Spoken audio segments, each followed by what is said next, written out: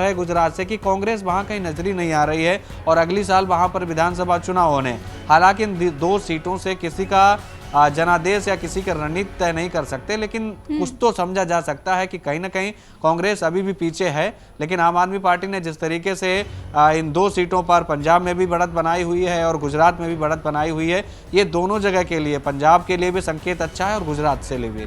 लेकिन यहाँ पर रानू, ये इलेक्शन कमीशन का डेटा इस समय टीवी स्क्रीन पर आ गया है और एक बार उसको हम यहाँ पर ब्रीफ करने की कोशिश करते हैं। अगर गुजरात की कड़ी सीट की बात की जाए तो रानू, ये एससी आरक्षित सीट है और यहाँ से भारतीय जनता पार्टी के जो प्रत्याशी है राजेंद्र कुमार, जिनको राजू भाई भी वहां पर कहा जाता है, वो इस समय बढ़त बनाते हुए नजर आ रहे हैं। वही अगर विसावदर की बात करते हैं तो यहाँ से गोपाल इटालिया। रानू, यहाँ पर अगर गोपाल इटालिया की बात की जाए तो आपको याद होगा कि अरविंद केजरीवाल जब गुजरात गए थे यहाँ पर चुनाव प्रचार करने, तो मुझे उनका बयान हमेशा याद आ रहा है। अरविंद केजरीवाल ने कहा था कि सूरज भले ही पूरब से पश्चिम उग सकता है, लेकिन गोपाल इटालिया कभी पार्टी नहीं बदल सकते हैं।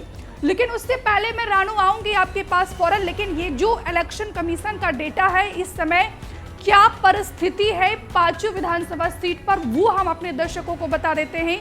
तो यहाँ पर विसावदर का जिक्र कर रहे थे हम, तो विसावदर से जो माफ कीजिएगा आम आदमी पार्टी के प्रत्याशी है गोपाल इटालिया, वो यहाँ से आगे चल रहे हैं। फिलहाल यहाँ पर ये देखिए, ये इलेक्शन कमीशन का डेटा विसावदर की इस समय टीवी स्क्रीन पर है।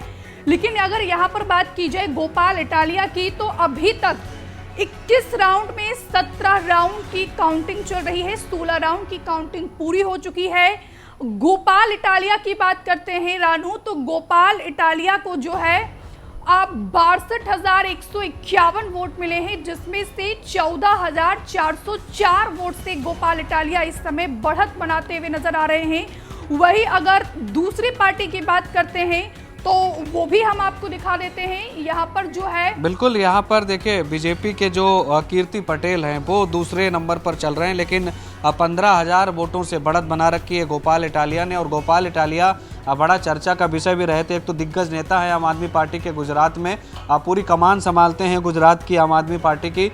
और तो यहाँ पर देखिए, जब केजरीवाल ने उनसे रोड शो के दौरान पूछा था कि गोपाल इटालिया अब विकेगा नहीं, कभी भी जाएगा नहीं, और उनसे मजाक में पूछा भी था अरविंद केजरीवाल ने गोपाल इटालिया से कि बिकोगे तो नहीं, तो हंसकर उन्होंने जवाब दिया था कभी नहीं। और देखिए 15,000 वोटों से इस वक्त गोपाल इटालिया आगे चल रहे हैं। भारतीय जनता पार्टी के जो उम्मीदवार हैं कीर्ति पटेल, उन पर बढ़त बना रखी है। और तीसरे नंबर पर जो नितिन रणप्रिया हैं, वो इंडियन कांग्रेस के प्रत्याशी हैं, वो पीछे चल रहे हैं तीसरे नंबर पर। तो इसके अलावा अगर बाकी सीटों की अगर हम बात करें तो देखिए गुजरात की एक और सीट है कड़ी सीट, यहाँ पर बीजेपी ने जो है अब वो बढ़त बना रखी है। राजेंद्र कुमार जो बीजेपी के प्रत्याशी हैं वो 35,000 वोटों से आगे चल रहे हैं। इनको करीब 72,000 से ज़्यादा मत इस वक्त मिल चुके हैं। 16 राउंड की काउंटिंग हो चुकी है, 5 राउंड और यहाँ पर बचे हैं, उसके बाद बीजेपी के कैंडिडेट जीत जाएंगे, ऐसी उम्मीदें यहाँ पर दिखाई दे रही हैं। यहाँ पर दूसरे नंबर पर कांग्रेस पार्टी के प्रत्याशी हैं, तीसरे पर आम आदमी पार्टी है। तो देखिए 2 गुजरात की सीटें हैं, एक पर बीजेपी ने बढ़त बनाई है, दूसरे पर आम आदमी पार्टी ने।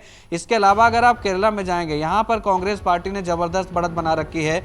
जो अरियादन शौकत हैं कांग्रेस पार्टी के प्रत्याशी, वो करीब 11,000 वोटों से आगे चल रहे हैं। और 2 राउंड की काउंटिंग बाकी रह गई है केरल की नीलांबूर सीट पर, यानी कांग्रेस के प्रत्याशी यहाँ पर जीतते हुए नजर आ रहे हैं। 2 राउंड की काउंटिंग के बाद कांग्रेस प्रत्याशी जो हैं अरियादन शौकत, उनकी यहाँ पर जीत हो जाएगी। और दूसरे नंबर पर यहाँ पर CPI-M के जो प्रत्याशी हैं M स्वराज, वो बढ़त बनाए हुए हैं। इसके अलावा बीजेपी और बाकी जो दल हैं वो आसपास कहीं नज़र नहीं आ रहे हैं। इसके अलावा रिद्धि एक और सीट है पंजाब की लुधियाना वेस्ट।